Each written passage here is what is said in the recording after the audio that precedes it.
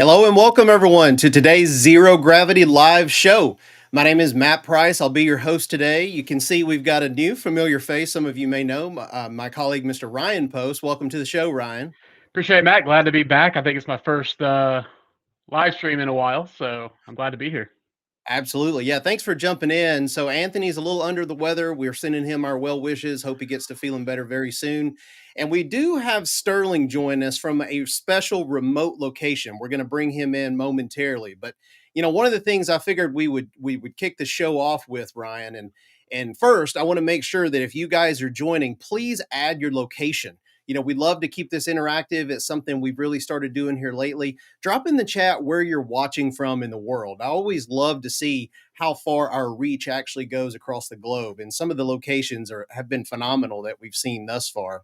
So keep it interactive, keep your questions and comments flowing. And with that, Ryan, let's just go right into this first bit that we do is, what do you have in your office that you'd like to talk about? Something cool and unique. Yeah, definitely. I think it's pretty fitting for this week as we're heading into March Madness for all you college basketball fans. Myself, I'm an NC State fan, so go Wolfpack. Slim chance, I think, of making the tournament this year. Maybe run the tables in the ACC tournament, but I can always look back at memories before my time of the national championship back in 1983. With Jim Valvano, right? The cardiac pack with the red soda. So this is a special edition can that they put out, commemorating that championship win in the tournament. Beating Houston, which some back and forth over the past, previous years that they had. So look at that. But I think, yeah, for March Madness coming on board, everybody get your brackets in and get ready, for next week. That's awesome. I have to say roll tide, it's under contract. So so yeah, I mean it's an exciting time for any college sports fan. It seems like as soon as college football ends, we just roll right into college basketball. So there's kind of something it's to keep us occupied. Yeah, I mean, it's that lull time of sports of, NFL just ended with the Super Bowl, college football had ended previous to that. Now it's Yep. the lull before baseball starts and whatever, Yep. golf is getting going with all the majors. So, yeah, definitely March Madness brings a little more excitement to the sports world for a few weeks. Well, and what's wild, fast forward into college football later this season with the 12-team playoff, and there's actually going to be a little bit of overlap. It'll be interesting. So pick your sport. So, something that I would love to bring up as far as a tech topic and a tech gadget I've got is probably one of my favorite gizmos. So, if you guys have been watching over the past few episodes, one of the episodes I did the DJI wireless mic kit, and I got that specifically to pair with the DJI Pocket 3. And what's really cool is you're going to get to see this in action because Sterling is using it on location, and we're going to bring him in a minute. But what this thing is, and some of you may be familiar with the DJI Pocket series already. This is definitely not a first edition. This is the third generation of this, but it's basically a pocket camcorder with a gimbal. So you've got a nice touch screen, and to turn the thing on, you literally just spin the screen and it fires up and the camera activates. So, incredibly useful device for on location filming.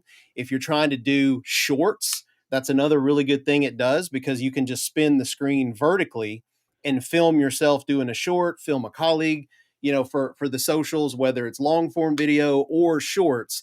This thing is 4K 60, so it's super high quality, super good frame rates, no judder. And, again, the gimbal is really what makes this awesome because we all know, modern smartphones, they've got a lot of image stabilization built in. But in order to do that, a lot of times you have to deal with a cropping effect that happens with the screen. So if you're trying to do a short, I mean, sometimes that could actually cut you out of the shot. So this is a really cool device that, I was looking at for a long time and it's so small, hence the name. It's called Pocket for a reason. Thing can literally just go right in your pocket. So very similar to a smartphone. It's got incredible battery life.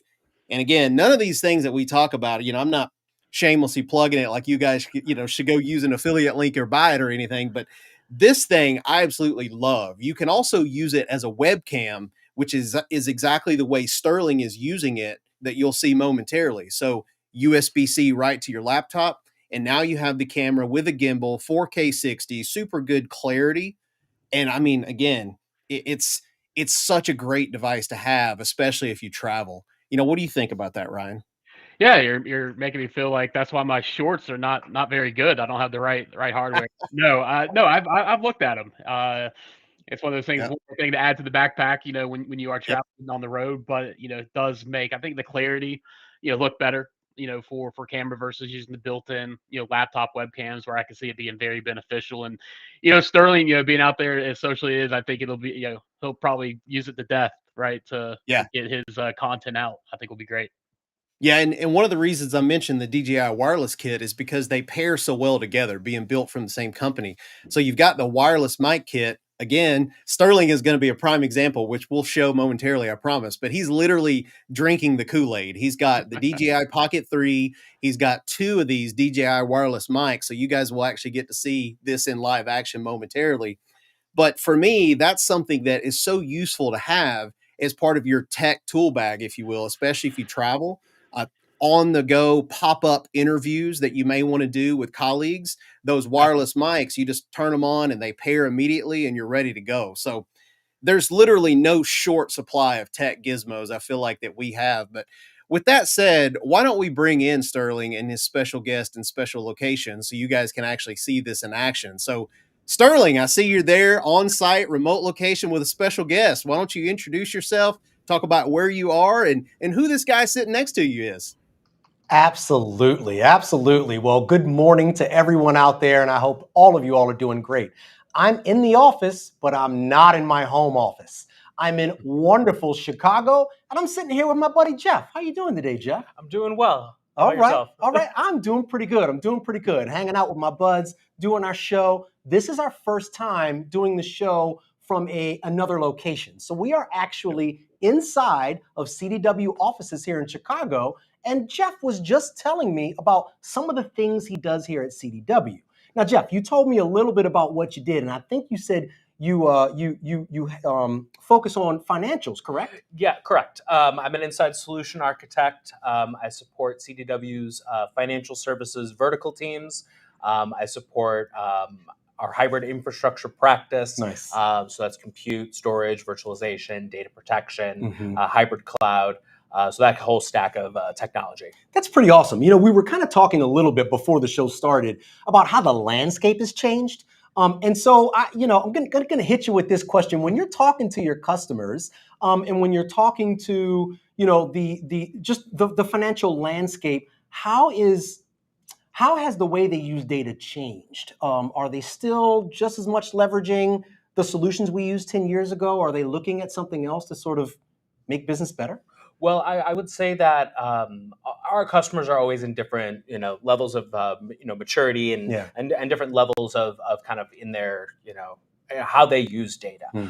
A lot of customers that I do talk to are absolutely looking at ways to find to make better insights, make Yeah. better interactions with their customer base Yeah. and with their decision making Yeah. through the data that they have. So we're seeing a lot of our financial institutions utilize things like AI Hmm. and trying to gain better insights into their business through the data that they've gathered over the course of many years. And that could be everything from looking at using AI against audio recordings, using AI against text, using AI against financial data. And there's many different levels of insight that they can gather from that type of that type of data. That's awesome. I mean, if there's one thing that actually we touch on this show, but also within our industry, the data about the data, right, guys? I mean, it's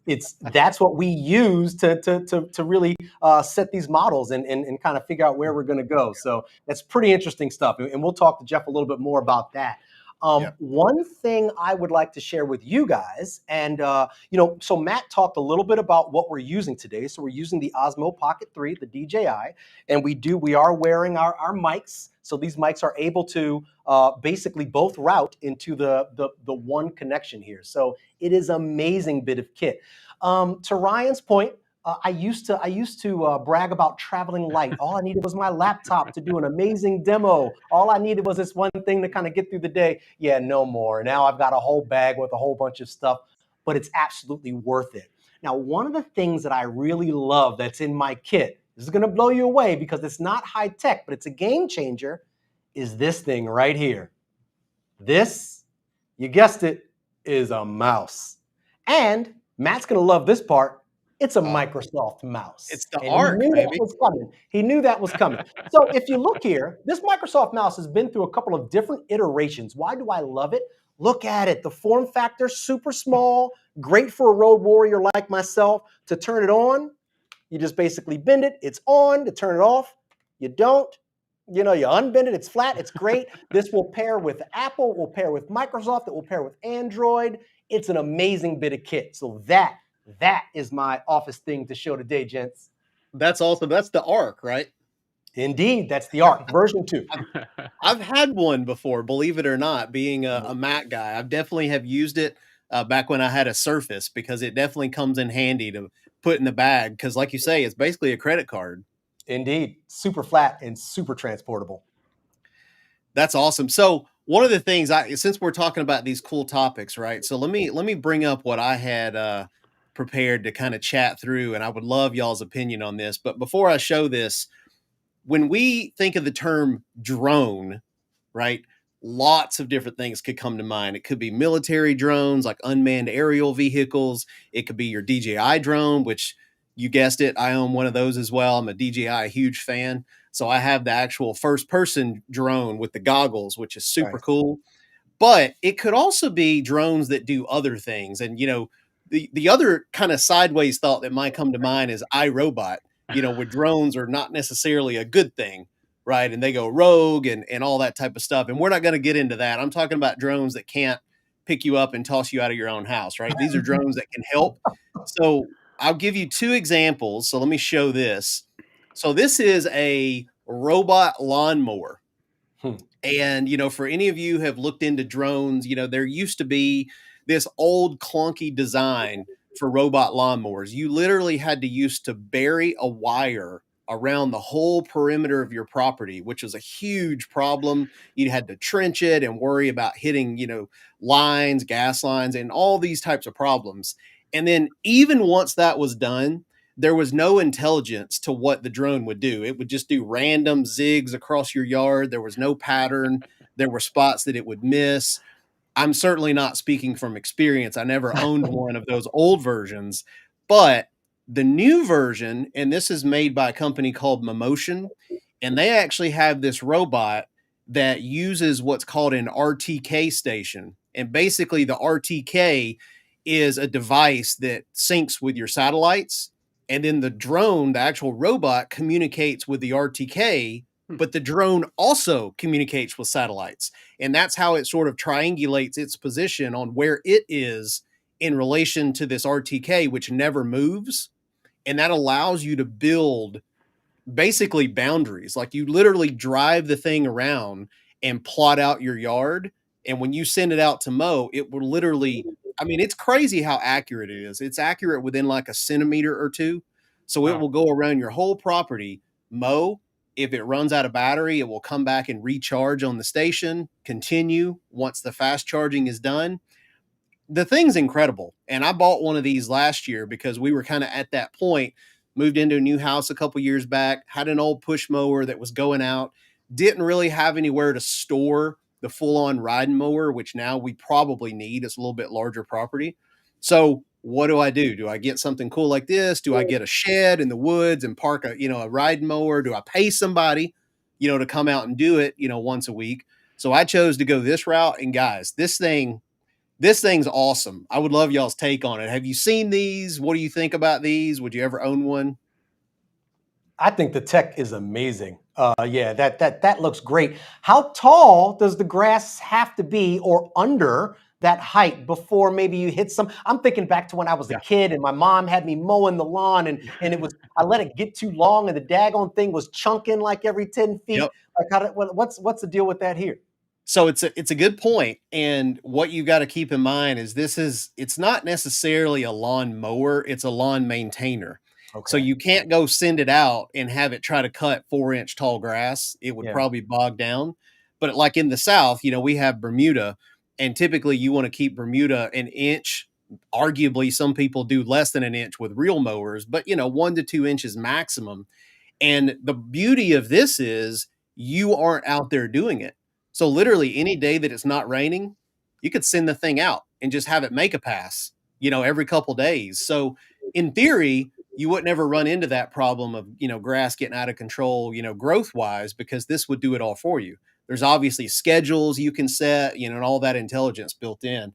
And what's really cool, if you can see the little cutting decks here, this little graphic at the bottom left corner, it actually has dual discs, and each disc has 4 razor blades that actually cut the grass. Wow. So, can you also handle it like a remote control? Yeah. Think like RC car, like you're going Yeah. around here.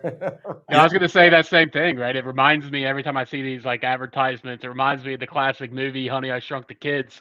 Yeah. He's out there, the kids out there with the remote control, the big old push mower, adapted Yep. with the remote control on it. So Yep. yeah, that's crazy. So can you do patterns as well? Like you want lines or diagonals? I mean, I really You like my can. lines in the yard, that I slave Oh, over yeah. with the pushing the mower, right?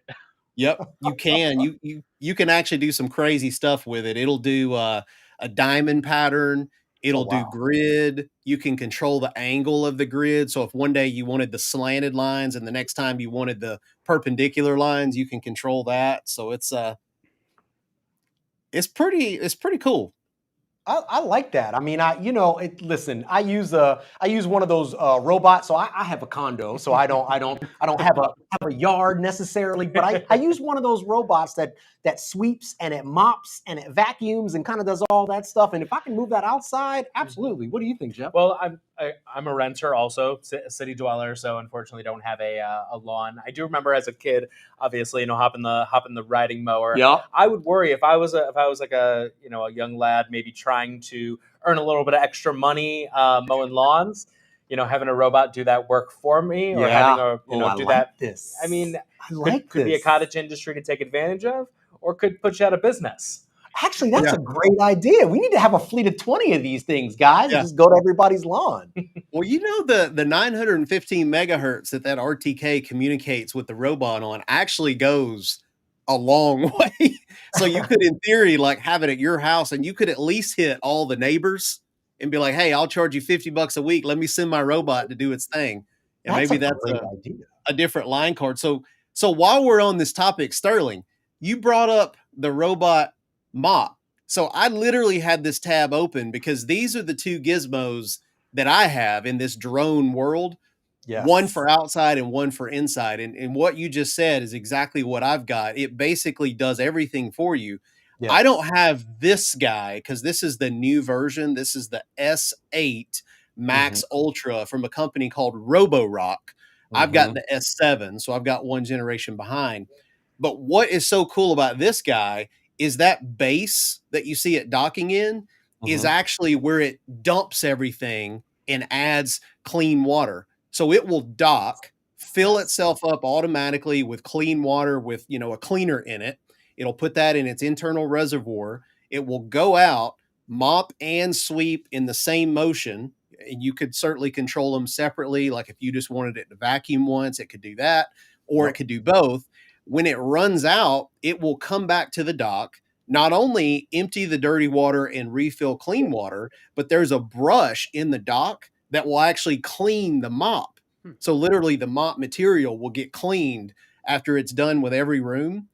And when it's done with a clean, it also empties the dustbin into this one central dock. So if you're talking about being lazy, which arguably I guess you could consider me lazy, all you've got to do is maintain the dock, and this thing does everything else for you. And why this is so useful, certainly if you have hardwoods, this is a game changer. But if you have hardwoods and pets, I mean, this is like a must-have because you can send it out every night. It'll get, the hardwoods mopped, but all the dog hair, cat hair swept up, put in a nice dustbin you can throw away. And again, it's automated. It can run while you sleep. Agreed. So for you renters, this is the game. It's been a life changer. Indeed. Yep. What do you think, Ryan? Don't you have animals? We got a dog, a nice sweet old dog. She has little hairs. She's a boxer, so Oh, yeah. all the little fine ones pop up every now and then. But I really see my kids jumping on this thing if we had one, trying to ride it or trying to do something with it. They're getting to a point where they're getting a little better with technology. Maybe they're going to try to, see what they can tweak or hack into. So I can see all sorts of things, going, wrong with one of these in our house. Too many little hands, I think. But it'd be nice, alleviate some time for myself or my wife to do Yeah. other things. The yard would be great too. That's Yeah. about 2 hours every Saturday in prime season of taking care of the yard, but Yeah. sports and all that. So it could free up some time. I think that's probably Yeah. the biggest justifier. I think for a lot of people with these tools. Yeah, Yeah. I agree. I totally agree. And I mean, this one literally lifts the mop if it detects its own carpet, so it's not dragging, dirty water across your carpet. So it's Mhm. super cool. And like on the robot mower topic, they don't have it on their website because it's still in beta, but they've developed one with a camera kit and a bagger.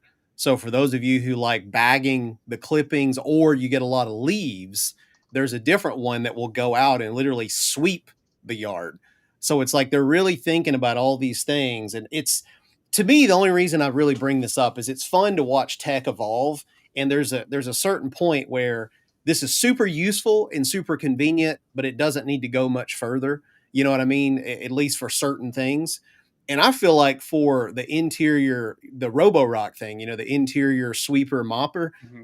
I mean, it's amazing how easy and convenient that thing is. Like once every couple months, you swap out, all the parts and clean some of the parts on the bottom and empty a dirty water once or twice a week and you're done. Like your whole main floor. Maybe if it could climb stairs, perhaps that's the next evolution that would be really Yeah. cool. Yeah, I could see that. I could see that. I mean, because right now it's a business model. They're like, well, just buy two, Yeah. put one on each floor. And that's Yeah. obviously not exactly economical. Yeah.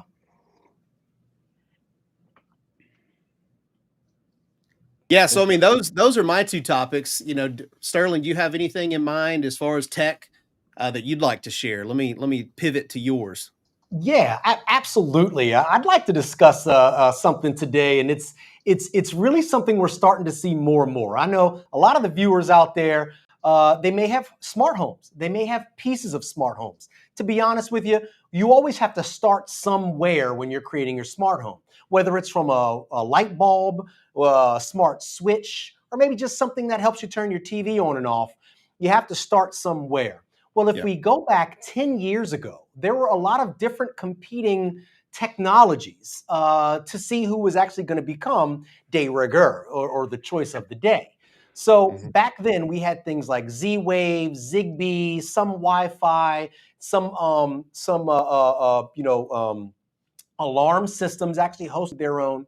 What we're seeing today, 10 plus years on, is people are now moving from those residences and leaving all of these smart pieces in their homes in the past. So what we're starting to see are people that are moving in with incomplete systems or systems that are not able to talk to the newer systems. There's one report that's in this article that we have up now where there's a family that moved into a home. Some of their stuff they were able to wrangle, certain lights, certain things with the TV. But for some reason, they have a window shade that goes up every day at 8 a.m. and goes down every day at 5 p.m. They can't figure out how to turn it off.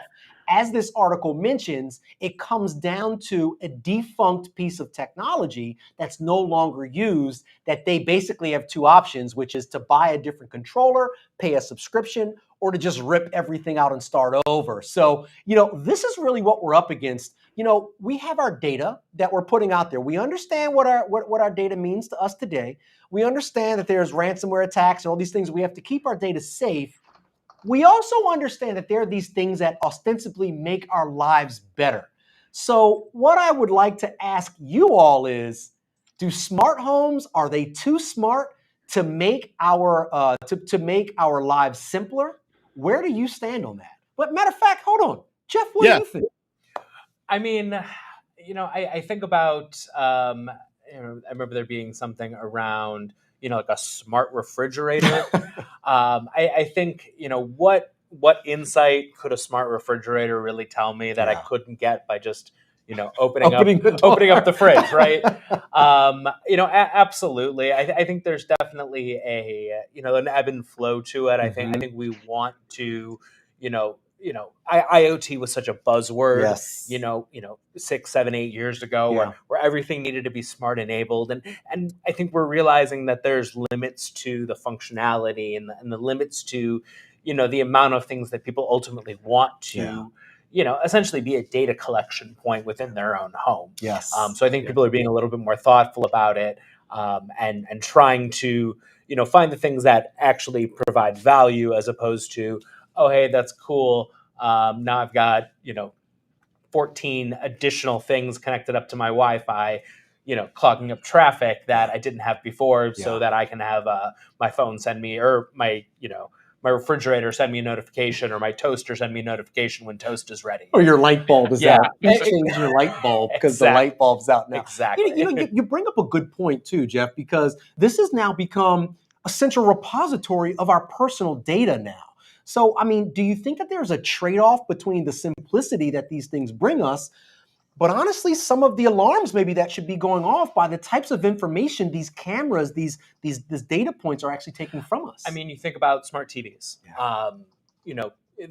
We have this great access to very inexpensive, flat screen, large TVs, and everyone likes a big TV, of course. But if there's a trade-off to all those smart pieces that go into that TV, where essentially now we've got a screen that can be used to market to me, and maybe even a camera or a microphone that might be listening, might be gathering information, and that's a trade-off. Hey, we've got great functionality. You can have instant access to all of your smart apps, and you can have a really nice high quality TV, but it comes with that trade-off of, well, now we have to essentially surrender a part of our personal data in order to gain access to those things. So I think people are starting to become more aware of that, and trying to be a little bit more judicious with how they share their information, with whom they share their information.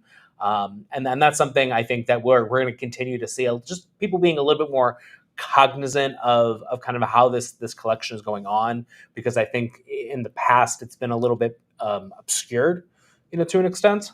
You know what? That actually really makes a really good point about finding that tipping point. I know in the personal life, I think we're all starting to ask, is the juice worth the squeeze? Is it worth the information that I have to give to get this little bit back? Are you also seeing this in the professional world? That was a little bit more of the personal world, but do you find that the financial institutions and companies, do they want to use the higher technology that takes more data, or are they sort of? I think that it depends on the use case. I think some things, when you talk about, things like fraud detection, I think there's, some really powerful, ROI that you can generate from, hey, if we can avoid one instance of fraud, we can save our business X amount of dollars. And that's very, that's very concrete in a lot of ways. Where I would say that, sometimes trying to gain insight in, things like customer sentiment, those kinds of ROIs, obviously there's value in it, but I think it's kind of understanding of, well, what's the level of customer experience that maybe a user wants? Do they feel comfortable with, hey, maybe we felt your sentiment wasn't good on this call, so we're going to now follow up with you additional times because we feel like you need that. Is that going to feel too invasive?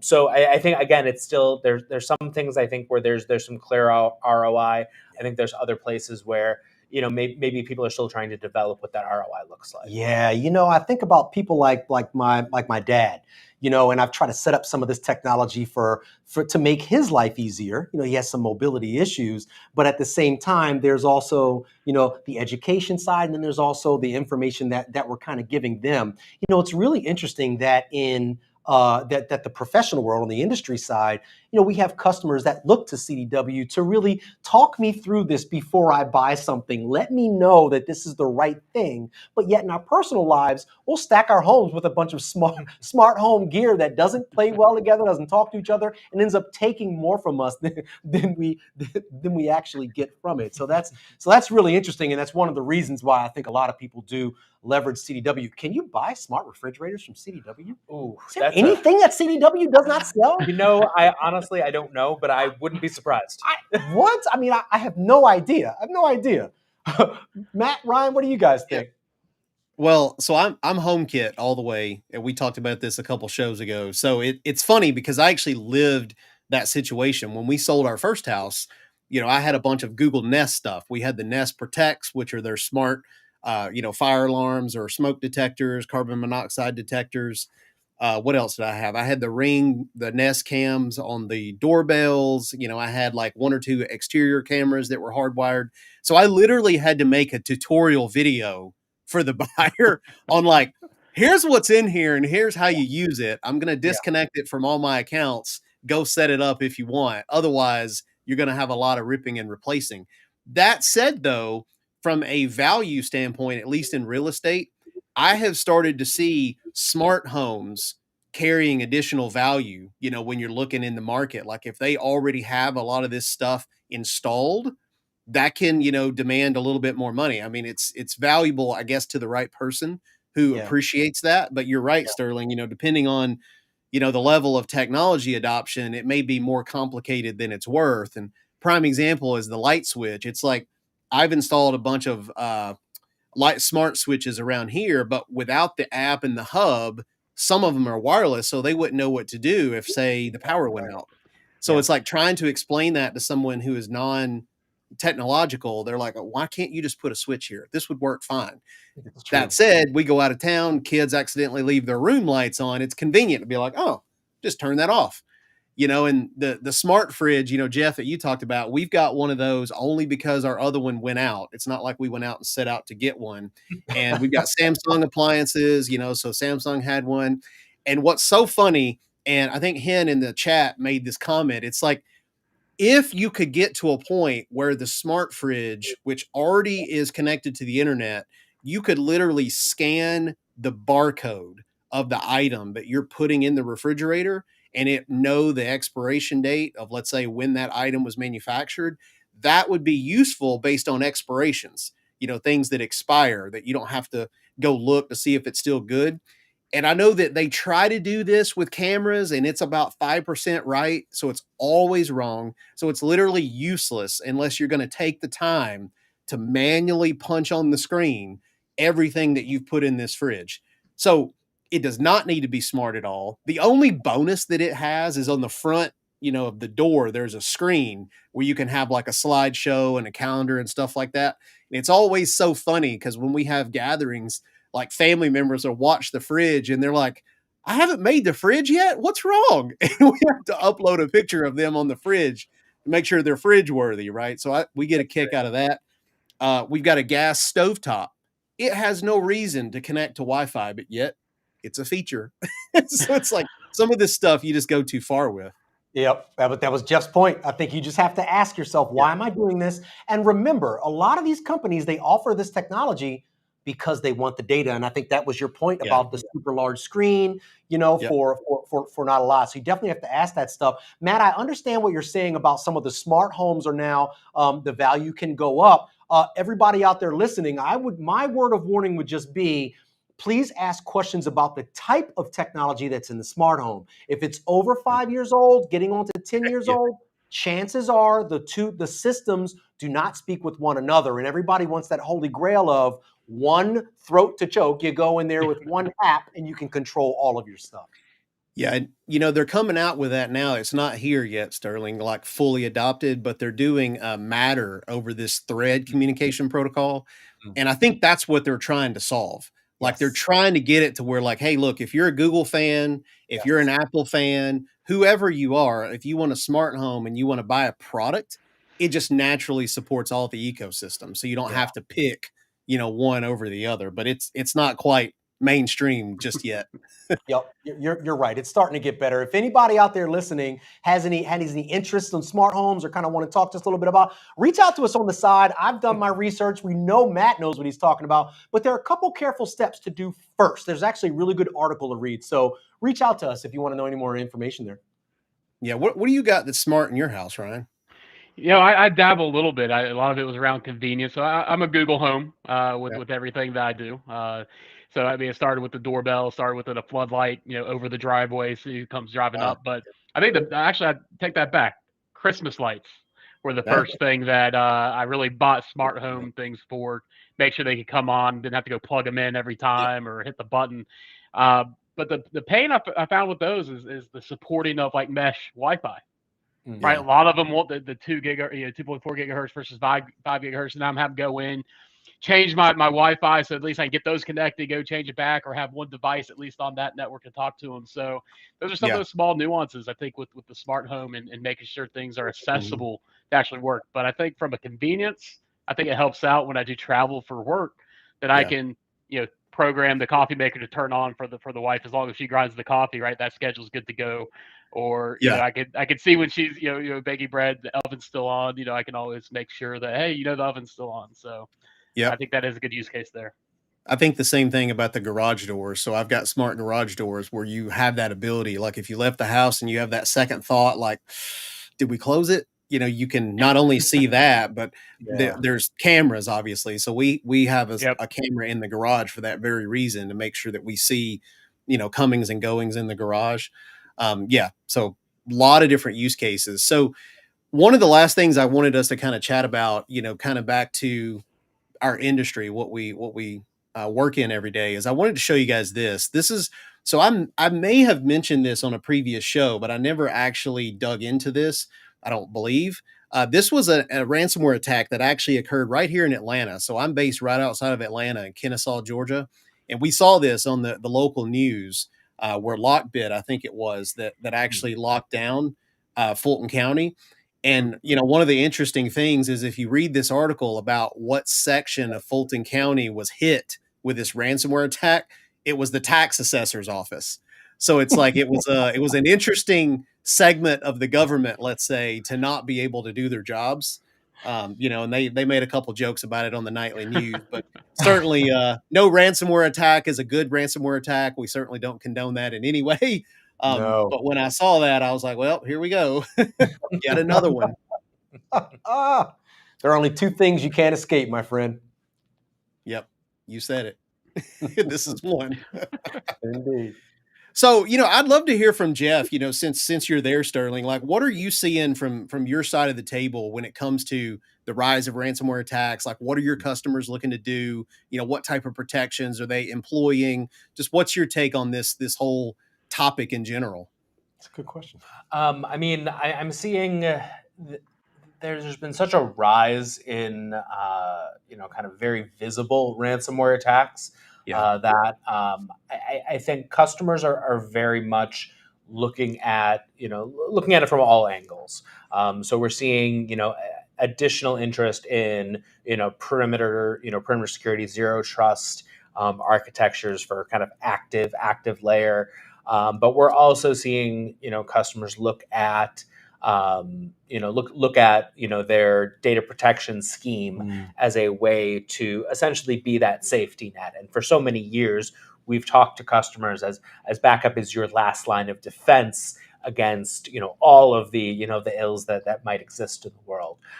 So we're seeing a lot of customers wanting to utilize secondary sites, tertiary sites, cloud environments, in order to provide themselves, a level of isolation from their primary environment. We're seeing, kind of the attack vectors that we're very commonly seeing are around identity, and then oftentimes around, storage snapshots or even the backups themselves.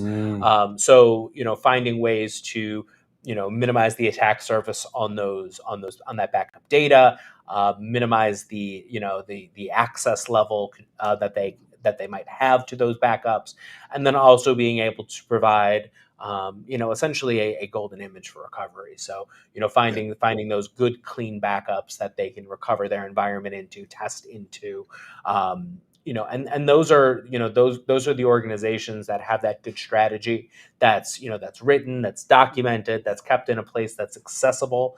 Um, those are the customers that are going to be in better shape.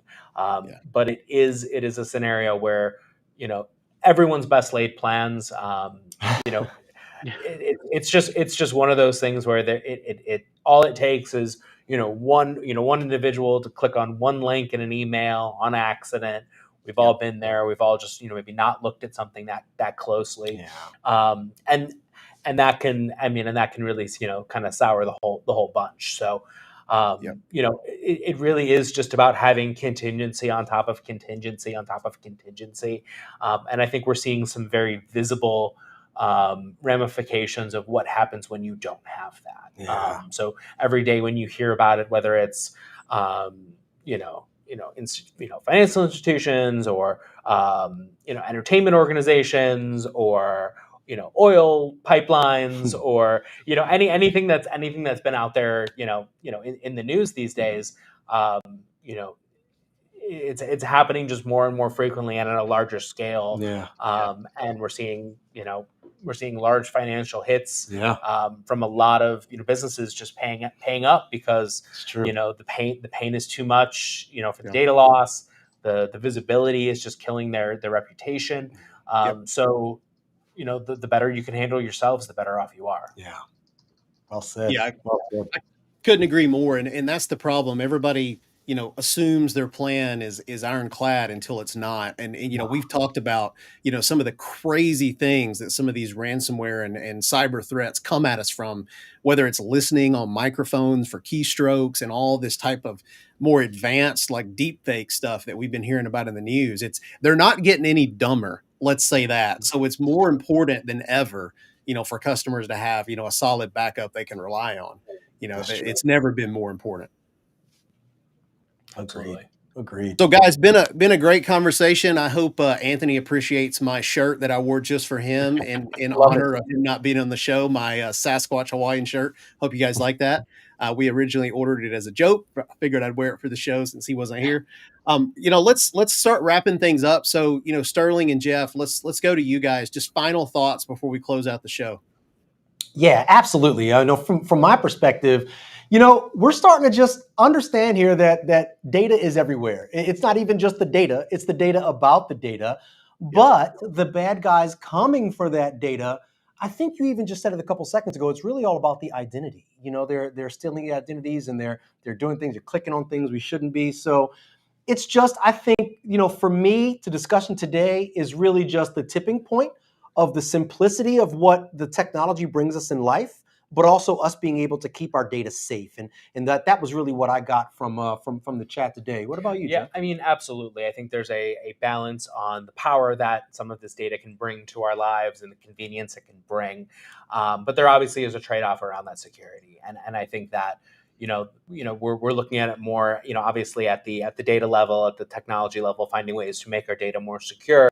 But also there's that human level of, we also need the ability to, be smart about how we share our information and with whom we share our information. And that's always, when you talk about, a holistic cybersecurity strategy, it always starts with the individual and making sure that we as people understand where the risk is, what risk is acceptable for us. And that ultimately kind of drives kind of how we share our data and with whom we share our data with. Well said. Yeah, couldn't agree more with all that. Ryan, what are your closing thoughts? Yeah, I mean, I think, when you start looking, from our personal lives and having the smart homes and all the cool gadgets and things like that, that's producing that data, sharing the data, I think a lot of thought goes how this can be translated into the business side of things. You see a lot of the machine learning and the AI that's coming to it, and that's just generating a lot of data. But I mean, kind of just said, it's that holistic approach, right? You really, at that point on the business side, you have all the tools in the quiver and the arrows in the quiver, right? To take out and whether it's the network, whether it's the security, the firewalls, everything on the front, backups, data protection, everything comes together to really help protect that data that those bad actors are trying to get and really trying to get into. So it's everything from the personal life coming into the business, but then those individual users, but protecting everything as a whole with all the tools that everyone has available. So. Yeah, I couldn't agree with you more, Ryan. And guys, I think security has never been more critical. I want to throw this QR code up real quick, around the zero trust, model that we've got around, backup storage, because more and more of these cyber threats are going after backups than ever. And if you don't have an ironclad backup in multiple locations, not just at one location, back to Jeff's point, it's like the best plans, have they been tested? Have you verified, what type of recoverability path are you going to have if, let's say, you only have immutable storage in the cloud? Most ransomware attacks aren't taking out one or two VMs or servers, it's the whole business. So think about things like this and potential costs to do recoveries as well as time, because you guys talked about, brand integrity and just downtime with reputation. That all takes hits, to businesses if they're down. Even if they ultimately do have to pay a ransom, which we certainly don't want to happen, there's time, that they're going to be down during all this stuff. So it's much easier just to set yourself up for success at the beginning, have that immutable storage, have quick access to it on-prem. So definitely take a look at that white paper if you haven't already. Really good conversation today, guys. I thought there was a lot of really good topics. We talked about, Ryan, you just mentioned around security and networking. The one final tip I would give on the whole smart home conversation, and you guys mentioned it, I think Jeff mentioned it earlier, around IoT was just like the thing. You can easily create a separate network just for IoT devices and make sure that that stays isolated. So something to consider before you just start adding all this stuff to your main network. That way you get a little bit of extra security from what you want to keep private and confidential to turning, your lights on or off, as an example. So lots more. We've been talking about doing a home automation and smart home show and just dedicate it to that. Maybe we'll do that in the future. But with that, guys, I really want to thank Jeff. Thank you so much, for giving us some of your time out there with Sterling in Chicago. Hope you guys have a, great rest of your day and good meeting. Ryan, thanks for hopping on, last minute. Anthony, we hope you feel better soon. And with that, stay weightless, stay frictionless, stay zero gravity. We'll see you guys on the next show. Have a good one.